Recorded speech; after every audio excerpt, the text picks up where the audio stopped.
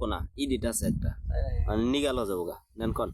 ভাইরা আমার বন্ধুগণ আমার, সর্বশেষ যে ব্যক্তি জাহান্নাম থেকে মুক্তি লাভ করবে তাকে আল্লাহ পাক বলবে, ফেরেশতাদেরকে বলবে, ও আমার ফেরেশতা, আমার ওই বান্দাকে জান্নাত জাহান্নামের মাঝখানে জায়গা করে দাও।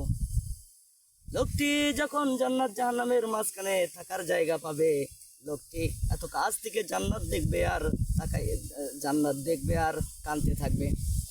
আল্লাহ পাক বলবে, ও আমার বান্দা, যুগের পর যুগ তুই জাহান্নাম কেটেছিস, আমি রব্বুল আলামিন জাহান্নাম থেকে মুক্তি দিয়ে জান্নাত জাহান্নামের মাঝখানে রেখে দিয়েছি, আযাব থেকে তো বাইসা গেছো, এখন কেন কান্দো?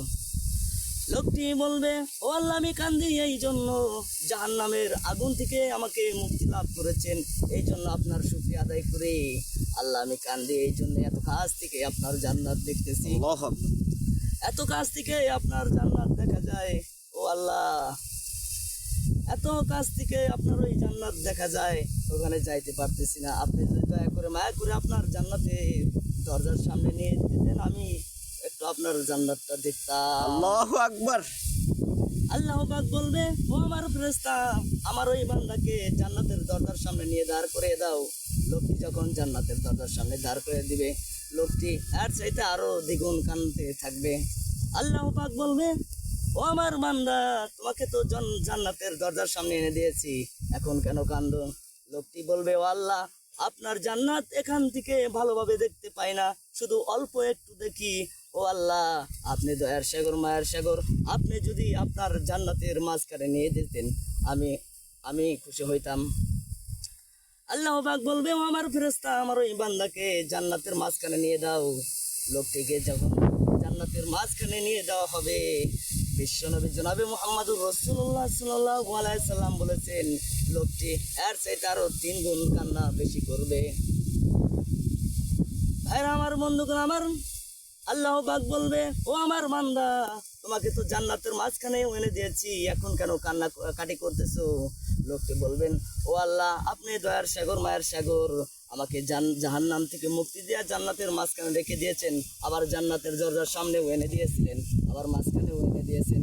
ও আল্লাহ, আপনি দয়ার সাগর, মায়ের সাগর, এই জান্নাত থেকে আর আমারে বিতাড়িত কইরেন না। আল্লাহ পাক বলবে, ও আমার বান্দা, আমার এই জান্নাত কি তোমার পছন্দ হয়েছে নাকি? লোকটি বলবে, ও আল্লাহ, শুধু পছন্দই হয় নাই, কলিজা ঠান্ডা হয়ে গেছে, ভাবতেও পারি নাই আপনার জান্নাত এত সুন্দর।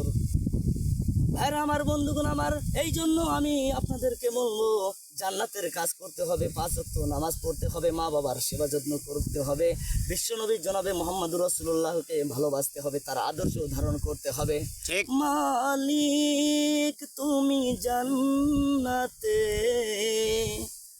মালিক তুমি জান্নাতে, তোমার পাশে আমায় একটি ঘর বানিয়ে দিও,